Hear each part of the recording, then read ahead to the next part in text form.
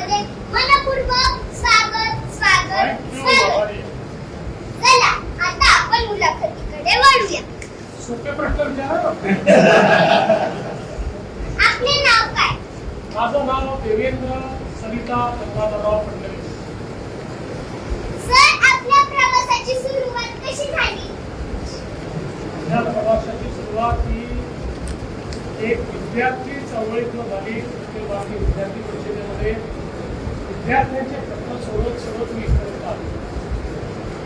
आपल्या सामाजिक कामात कोणती मोठी आव्हाने आली आणि त्यातून आपण कसे मार्ग काढले?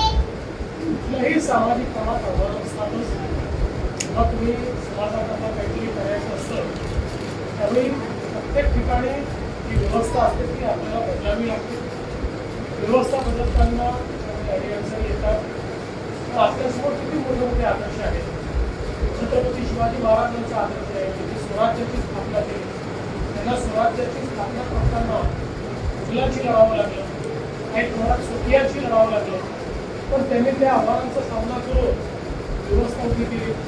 आपल्यासमोर भारतरत्न डॉक्टर बाबासाहेब आंबेडकरांचा आदर्श आहे की त्यांनी व्यवस्थेच्या विरुद्ध इतकी मोठी लढाई उभी केली आणि मानवतेचा धर्म हा आपल्याला शिकवला आणि समतेचं राज्य हे संविधानात तयार केलं. त्यामुळे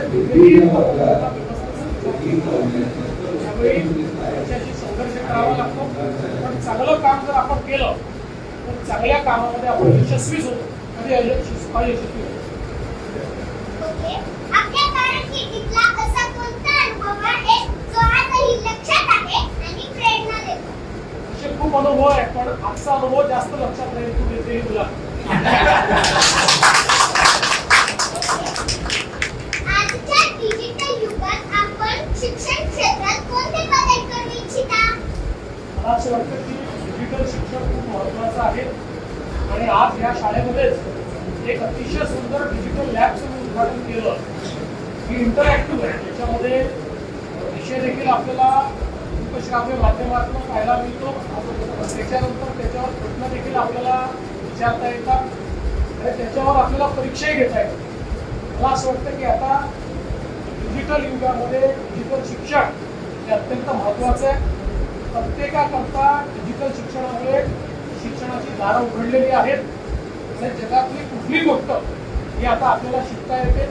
त्यामुळे मला असं वाटतं की आपल्या शाळेतले आता जे डिजिटल लॅब आहे तुमच्यापैकी प्रत्येकाने या डिजिटल लॅबमध्ये जाऊन डिजिटल शिक्षण घ्यायचं. थँक्यू सर, तुमचा मौल्यवान वेळ दिल्याबद्दल खूप खूप थँक्यू. धन्यवाद. थँक्यू.